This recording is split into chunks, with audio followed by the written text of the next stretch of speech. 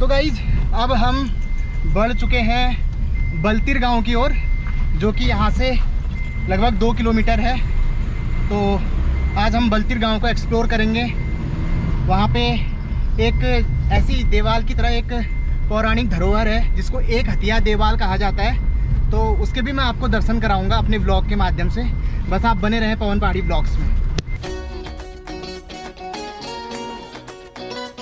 So guys हम बलतीर गांव की सरहद में पहुंच चुके हैं और हरिओम भाई से जानने की कोशिश करते हैं कि बलतीर गांव का नाम बलतीर क्यों पड़ा था। मेरे हिसाब से तो ये है कि यहाँ के लोग काफ़ी बलशाली होते होंगे और कोई ज़्यादा टैटेबाजी करता होगा तो सिर्फ तीर मारने में देरी नहीं करते होंगे, तो बलतीर पड़ गया। लेकिन यहाँ के स्थानीय निवासियों से पूछते हैं कि बलतीर क्यों नाम पड़ा था। हाँ बताओ भाई। तो इसके पीछे एक बहुत अच्छी इंटरेस्टिंग स्टोरी है। हाँ। पहले बोलते थे कि जो रामगंगा नदी है वो पूरे यहाँ से बहती थी। अच्छा। जो बलतीर का शेर है ना, हाँ। यहाँ से रामगंगा नदी निकलती थी। फिर क्या वो पहाड़ काटती गई और नीचे चले गई। हाँ। तो यहाँ पे एक सतयुगी पीपल का पेड़ माना जाता है। अब सब यही बोलते हैं गाँव के लोग की बहुत पहले टाइम से था। हाँ। तो उस पेड़ में माना जाता है कि बाली ने तपस्या की थी। अच्छा। तीर यानी यहाँ पे रामगंगा नदी का तट था। अच्छा, तीर मतलब किनारा। हाँ। ठीक हो गया। और बाली ने यहाँ पे तपस्या करी। हाँ। और उसके बाद इस गांव का नाम बलतीर पड़ा। पहले बाली तीर बोला जाता था, फिर उसको थोड़ा सा कन्वर्ट करके बलतीर कर दिया। ओके। तो दोस्तों बात ये है कि जो बाली था वो बहुत बलशाली था ना, तो उसने एक बार यहाँ पे तपस्या करी थी रामगंगा नदी के किनारे।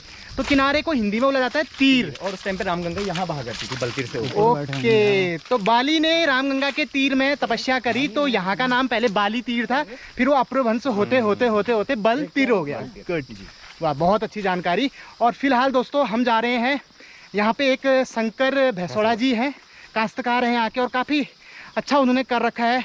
अपने पॉली हाउस में साग सब्जियाँ उगाते हैं, काफ़ी मेहनत करते हैं। तो उनसे मिलने का बड़ा मन था। एक बार सोशल मीडिया में मैंने उनका एक इंटरव्यू देखा था उनके फार्म हाउस का, तो देखते हैं अगर वो मिलते हैं तो। सो गाइस शंकर दा तो अपने खेत में थे नहीं, लगता है कहीं श्राद्ध का भात खाने गए होंगे। तो अब हम जा रहे हैं एक हथिया देवाल की तरफ। यहाँ से सीधे रोड गई हुई है वहाँ देवाल तक ही।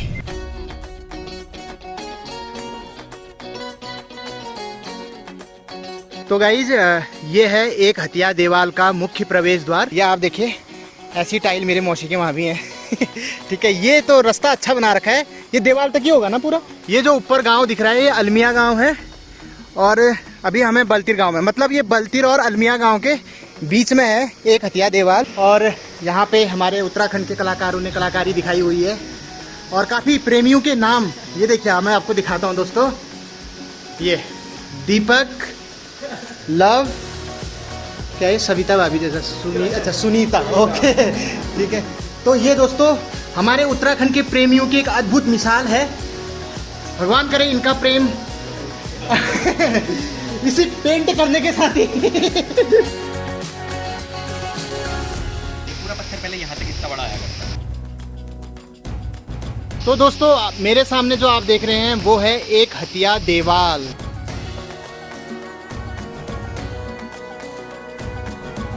दोस्तों इस एक हथिया देवाल में शिव जी की पूजा नहीं की जाती है।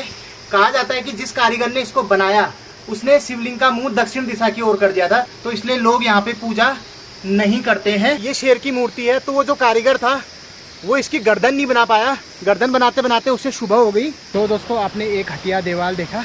तो इस मंदिर के बारे में कहा जाता है कि जो इसका कारीगर था उसने एक हाथ से, मतलब एक हाथ नहीं था उसका, तो एक हाथ से इस देवाल का निर्माण किया था। तब से इसका नाम एक हथिया देवाल पड़ा। वो फॉल से पानी लाने के लिए पत्थरों के बीच में ही ये नाली काट रखी है दोस्तों, आप देख रहे हो।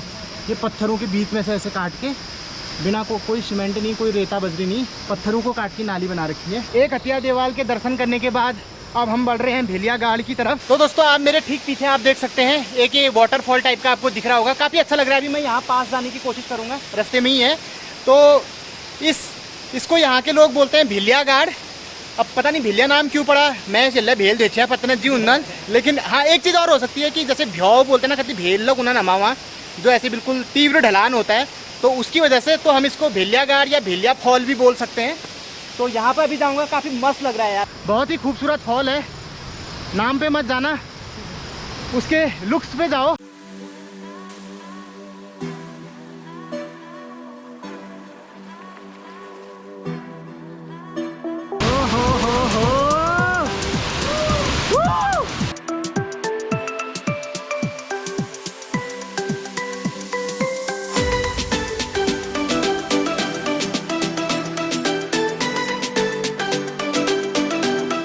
आपको दिखाता हूँ बलतीर गांव का नौला। बड़े बड़े मॉल, बिल्डिंग, सुपरमार्केट तो आप रोज ही देखते रहते हो दिल्ली नोएडा में।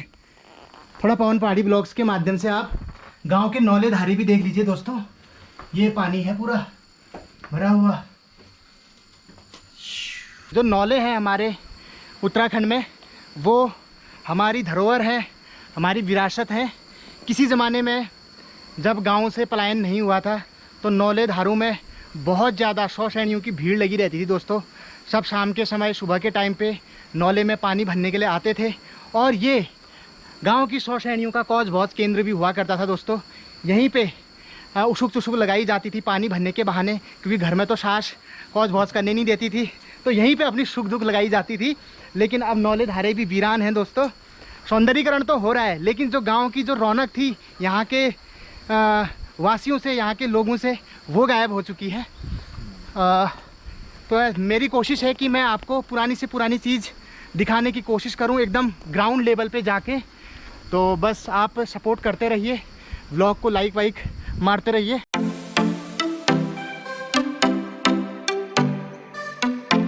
भानु भाई फटाफट ड्रेस बदल के आए। खाना भी खाया नहीं खाया इन्होंने? खाना खाया? खा लिया?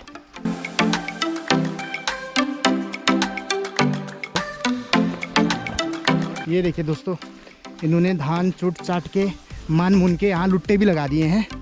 ये आप देख सकते हैं, थोड़ा बारिश की वजह से भीगे हुए हैं। नमस्कार। हाँ ठीक है, तुम ठीक ठाक? अम्मा नमस्कार। अम्मा ठीक छाई? पहचानन छी ना मां? न पहचान नहीं। नमस्कार अम्मा, ठीक छा? वीडियो देख रहा है नील वीडियो। पवन पहाड़ी पहाड़ी पुंगरुओं के तुमरा चारी गीत गा मिले होए। हाँ तुम लगा ला गीत। ये नाम की चुला? क्या नाम इसका? अरे इसका नाम गोप्रो रख दो। गोप्रो है, गोप्रो। ये देखो तो डिम्पली जैसी है। अरे वाह, डिम्पली भी है। ओए डिम्पू, यार सेम लग रही है यार डिम्पू। डिम्पू भी मेरे को देख के भाग जाती है। डिम्पू। ये देखो दोस्तों, सेम डिम्पू की तरह दिख रही है। हाँ चल खेल कर, दोनों भाई बहन खेल करो। खेत पैत कदू कर रही? खेत पैत? अच्छा, खेत जासा खाने? खेत जासा खाने तुम? खेत बदार में ये दो उम्र हाँ तो सब माँ बुढ़ापा में पे कदो पैस हो जा हम दी बैठे हैं। नान से ने कौन हो कासु कौन से हो कौन कम होना थोड़ा जोरल बुला जो उन पर हम क्या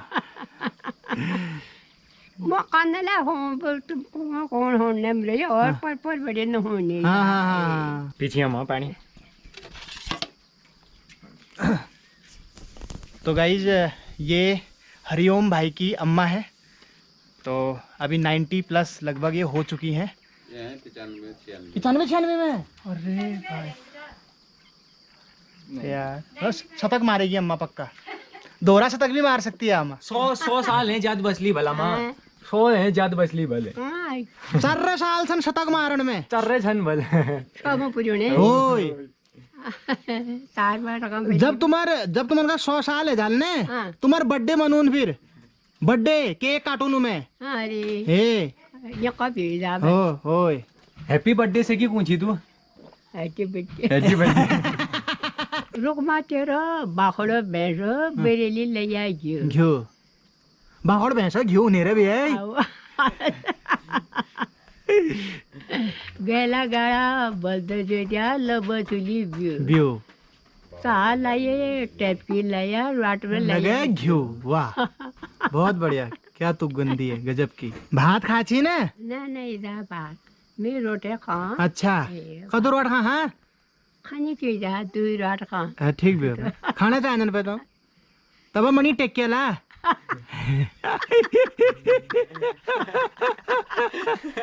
नहीं शतक मारण छो अमा शतक 4 साल आए छन 100 गुण में। अरे भाई आज का ब्याल कटी गयो ठानो कसो के लू छैन तुम्हारे लीजी क्या दे इधर ये खाला खा दे आबे लोन है। अच्छा चलो बढ़िया भी।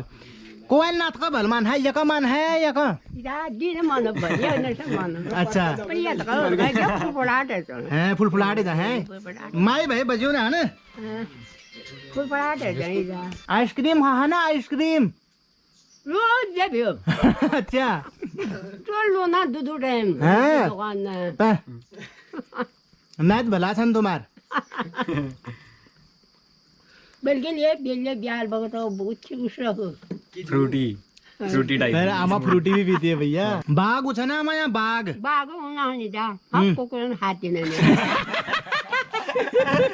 तो दोस्तों ये है ठेठ पहाड़ी चक्की, इसको बोलते हैं दोस्तों हमारे पहाड़ों में जातौर। ठीक है, तो इसमें पहले से गेहूं पीसे जाते दोस्तों, यहाँ से गेहूं डाले जाते थे, ऐसे ऐसे ऐसे इसको घुमाया जाता था। तो रात भर ये चक्की पीसी जाती थी। और एक इसका छोटा भाई होता है दोस्तों, दलनी बोलते हैं उसको। काचो ये देखो दोस्तों, ये होता है, ये दाल दलने वाला होता है, इसको दलनी बोलते हैं दोस्तों। और यहाँ पे एक हथीना लगाया जाता था ऐसे, और इसको फिर ऐसे ऐसे करके दोस्तों ऐसे ऐसे करके घुमाया जाता था, तो दाल भी इसमें दली जाती थी। तो अब तो ये यूज में नहीं है दोस्तों, बस 100 पीस बन के रह गए हैं, फिर भी इन्होंने रखे हुए हैं, नहीं तो आजकल तो ये भी नहीं मिलते। इस घर में अभी रुका हुआ हूँ मैं, ये हमारे हरिओम भाई का घर है। कितनी अच्छी शो आ रखी है, आप देखिए, खतरनाक ही आइटम है ये देखो तो उठ कह रहा है तो गाइज दिन के 2:30 बज चुके हैं। ठीक है, और आमा से आज फसक फराव करते करते इतना मजा आया ना दोस्तों, बहुत कुछ पुराने ज़माने के बारे में जानने को मिला, सुनने को मिला। उतना तो मैं रिकॉर्ड कर नहीं पाया, आमा से लगभग हमने 2.5-3 घंटे बैठ के गप पे लिया। वाह यार, बुजुर्गों के साथ गप मारने में इतना मजा आता है ना दोस्तों, वो तुम्हें अपनी गर्लफ्रेंड के साथ चैट करने में नहीं आएगा जितना मजा बुजुर्गों के साथ गप मारने में आता है। और वो गप ना बहुत प्रोडक्टिव होती हैं दोस्तों, ऐसा नहीं है कि हमने खाली टाइम पास कर दिया, वो गप में मतलब उनकी जिंदगी का सार होता है। आमा 96 साल की है, तो सोचो 96 साल का अनुभव मिला है मुझे 3 घंटे की गप मारने में, और काफ़ी कुछ पुराने ज़माने के बारे में जानने का मौका मिला है। अब एनर्जी काफ़ी लो हो चुकी है, तो उसके लिए अब हम लंच कर रहे हैं। हरिओम भाई ने आज लंच ऑफर किया है, ये देखिए आप, टेबल लग चुकी है।